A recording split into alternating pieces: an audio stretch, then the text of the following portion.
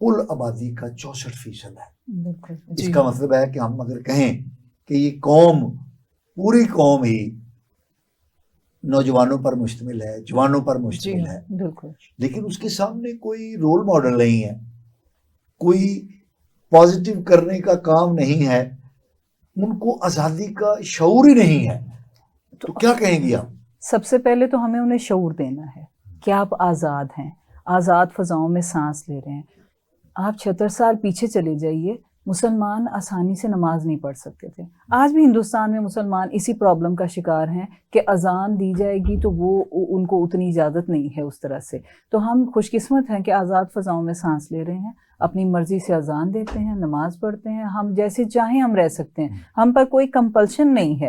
اسلامی جمہوریہ پاکستان ہے۔ یعنی آپ کہنا یہ چاہ رہی ہیں کہ اگر عورتیں گھر سے باہر نہیں نکلتی تو یہ بھی ایک آزادی کی شکل ہے نا، یہ ان کہ کی وہ نہیں اپنی باہر مرضی، نکلنا چاہتی۔ یہ ان کی اپنی مرضی، جو آنا چاہتے ہیں۔ آپ دیکھیے ہم فیلڈ میں ہیں، ہم اپنے پردے میں پڑھا بھی رہے ہیں، کام بھی کر رہے ہیں۔ آخر ایک عرصے سے میں تقریباً 20-22 سال سے شعبہ تدریس سے منسلک ہوں، اس سے پہلے پڑھا بھی، تو بہت آسانی سے یہ ہمیں اپنی سوچ کو تھوڑا سا بڑا کرنا ہوگا، کھولنا ہوگا۔ جیسے جب میں ایران جانا چاہتی تھی، ابھی مطلب ان میرڈ تھی، تو میری والدہ نے کہا کہ کوئی مسئلہ نہیں، آپ جانا چاہتے ہیں، مہینے کا کورس ہے، آپ ضرور جائیے کیجیے، پڑھنے کے لیے جانے دیا۔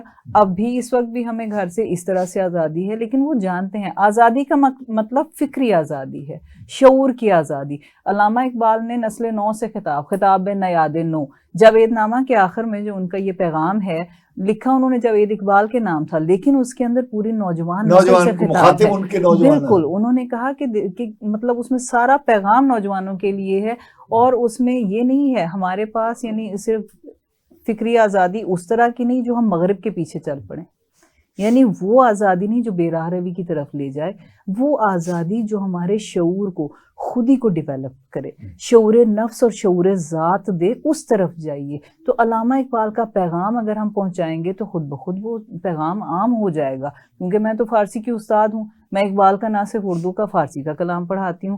اور بات یہی ہے کہ ایک پچھلے دنوں کوئی 2-3 مہینے پہلے ایران سے ایک وائس چانسلر آئے تھے ادیان و مذاہب یونیورسٹی کے، تو میں نے ان کے ساتھ انٹرپریٹر کے طور پہ جب ترجمہ کیا تو انہوں نے ایک جملہ کہا، انہوں نے کہا کہ آپ بہت خوش قسمت ہیں، اگرچہ آپ ایٹامک پاور ہیں لیکن آپ بہت خوش قسمت ہیں کہ آپ کے پاس علامہ اقبال ہیں جو کسی ایٹامک پاور سے بھی زیادہ طاقتور ہیں۔